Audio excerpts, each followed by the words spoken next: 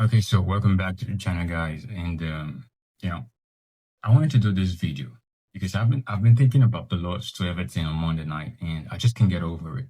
How Manchester United, with 11 men on the pitch, was not able to break down a 10-man Everton for almost 18 minutes of the game. Because one thing I like to do after a game side is like I like to actually go back and see exactly what went wrong.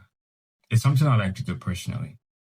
I like to see exactly what happened and why we didn't play well in the match, especially in matches where we lose. I like to see what we could have done better to hurt the opponent.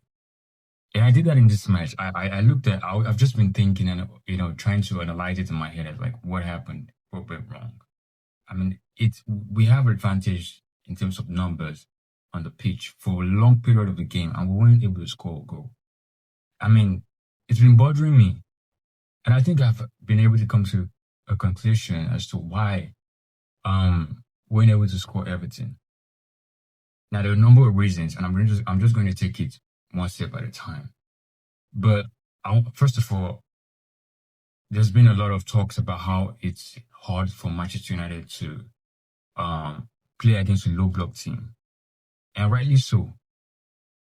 Yeah, we struggle against a team who plays on a low block, and it's not like this problem started with Ruben Amorim. No, we've been having this problem for years. Under Ole, we struggled against low block team.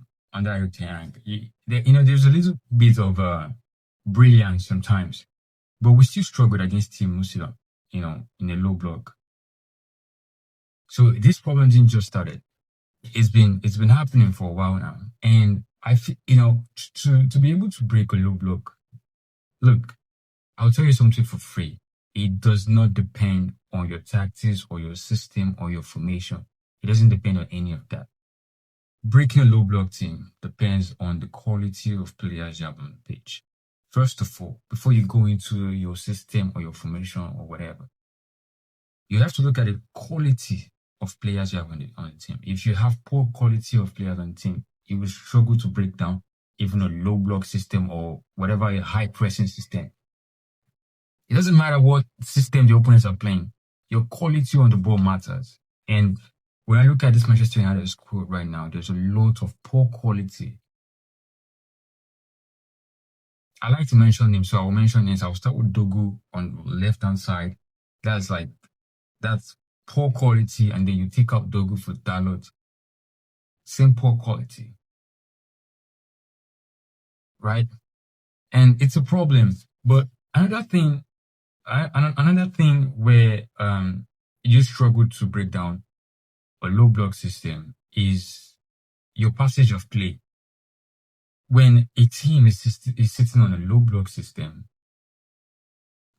like you have to be able to keep possession, circulate the ball, pass the ball from left to right until a space opens up, right? Someone makes the right run from deep. Or, that's how you break down a low block system. But when you look at the way Manchester United play at the moment and the players we have, it's too direct. And when you play direct against a team sitting on a low block, you are just keeping them you are playing into what they want you to play. You're keeping them in their position. You're keeping them in formation. You're keeping them in shape. You're not twisting their shape around, trying to create a space for a runner. You're keeping them in shape, playing too direct. And it just makes me wonder about this interview that Ole talked about, where he was like, this system is only going to work when you have less of the ball.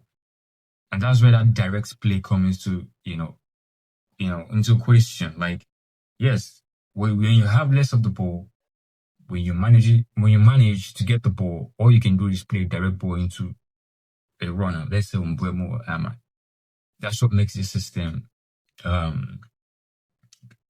makes it at its best sometimes. But I wanted to talk about amorim because a lot of our fans are like, they're getting tired of the manager. I'm also an amorim out. I keep saying it, like, I really don't trust this, whole thing that it's trying to do. But I think we really have to be patient. We have to, because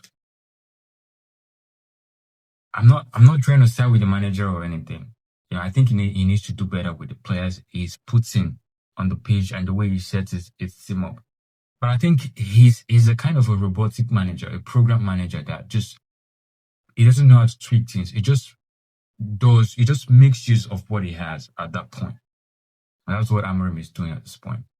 I think he's going to deliver when you hand him quality players. He's not just Mourinho. He's more of like, you get what you like. You get what you see. He's going to give you what you give him. If you give him quality players, he will give you quality football. He's not the type of coach that produces magic. A type of coach who goes to a team where the players are not that very good and produce results. Amorim is not that kind of coach, right? So I think I just wanted to pass this message to a lot of our fans who are calling out Amorim. I mean, the owners already said that they're not going to sack the coach. They're going to give him 3 years maximum. So I think it's pointless at this point calling out the manager. All we can say, or all we can ask, is for them to buy more quality players. Because the reason why we can't break down teams in a low block is because we have poor quality on the ball.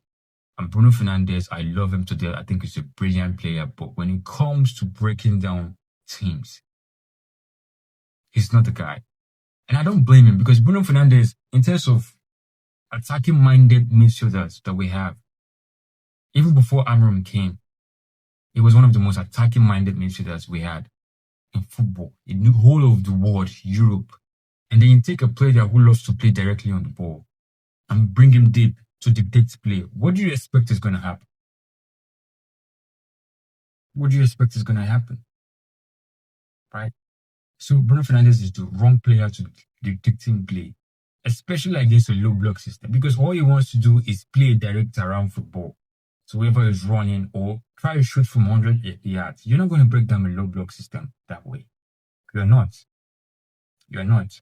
But the problem is when we do actually go into the market to sign midfielders, does Amorim do the right thing and take Bruno Fernandes from the midfield, push him into the attack, and then play a midfielder who can circulate the ball, keep the ball moving? You know, this thing that other teams do. We have Pedri from Barcelona. We have Kimmich. You know, keep the ball moving. Vitinha from PSG. That's how you break down a team. That's how you tire your opponents out. That's how you create space for your attackers. You don't just take the ball from the midfield, from the defense to the midfield, and then you're just whooping passes to whoever's making runs. Look, you only score a goal against a team who's playing a high line that way. That's when you're only going to, but a team who is compact in shape and defensively solid, how many perfect balls are you going to play? No. It's going to be difficult for you to break down a team when you play too directly. You have to short passes here and there, link up plays, and then you create space for your wingers. Put in the ball in the box and you score a goal. We have been too direct. Too direct. And in long term, this is how Amorim is going to play, we're going to struggle a lot. But for me, I feel like he's just making use of what he has. Yes, that's what he's doing. Where I would really start to really dodge this manager is when we actually go into the market and get players. And I continue to see Bruno Fernandes deep in the midfield. That is where I'm going to look at this manager and say, my brother, you do not know what you were doing. You don't know what you're doing. Bruno Fernandes is a brilliant player, but he's not a player you want to have behind, like, with the ball to break down a team. He's not. Bruno Fernandes is a midfielder that will score you goals. Look at his goals and assists. Has dried up since this manager came in. Bruno Fernandes in any team in the world right now playing a 4-man back line and him playing at a number 10, I tell you, he's topping the chart in goals and assists. But then he has to worry about defending and creating. He's just not that guy. He's just not that guy. Another thing I wanted to point out is when you're playing against a low block system, you have the likes of Mbeumo in the half spaces. Mbeumo is somebody who wants to run, right? And it's going to be difficult for him because there's no space to run in behind because everywhere is compact. They're sitting deep. Now, how do you create space against a team who's sitting deep? You have to have midfielders in those half spaces, people who can play, who can actually take little touches and create something in those half spaces. I thought what you could have done against Everton is take Mbeumo, play him as a number 9, then put Bruno Fernandes and Mount maybe beside him. Then you have maybe Amad Diallo on the wing and maybe Shaw. Because Dalot and Dogu has proven that, they've got nothing to offer in terms of attack. And you keep doing it. He's a very stubborn coach, Amorim, and that's why I don't rate him. Very, very, very stubborn coach. Right? So I just really wanted to point out why it's been really difficult for us to break down teams. And why I feel like when we actually do go into the market to get players, we're actually going to improve. I promise you. But it's going to take a long time and we have to be patient. I'm just hoping that when we do actually go into the market to get players, this man does the right thing and play players in where they are perfectly suitable to affect the game. This whole experiment with Bruno Fernandes, it's not working. And the crazy thing is, defensively, he's not good. It really doesn't offer much. If you look at the goal Everton scored, you'll say he just wasn't. He was there, but he wasn't there. Now, in terms of creating, yes, he can create. He does his best, right, in trying to create things. But, bro, Bruno Fernandes is not somebody you want on the ball, dictating play. No. He doesn't circulate the ball. He doesn't distribute his ball because that's not his job. He's more of an attacking, how do you call it, a shadow striker, somebody you play off a number 9. That's his best position. So all this experiment that Amorim is doing with him, you're just killing him. Killing him. But what do I have to say? I mean, we have to trust the coach, right? And I'm just looking forward to the January transfer window. And whoever we get in that midfield, I hope it's somebody who can actually dictate play, circulate the ball. A Pedri, Vitia kind of midfielder. That's exactly what this team needs. I promise you. And somebody on the flank. Maybe pushing Luke Shaw there is going to help us. Well, I thought I really wanted to just point it out and let you guys do that, that's exactly why we can't break down teams. I mean, that's what I think. And, well, we just really have to be patient and see what this club does in the transfer window. Maybe in the January transfer window, maybe in the summer. I don't know. I'm hoping we qualify for Europe. If we don't, then really, I really don't want to go into it. But anyways, don't forget to like and subscribe. I'm done, and then I will see you on the next one.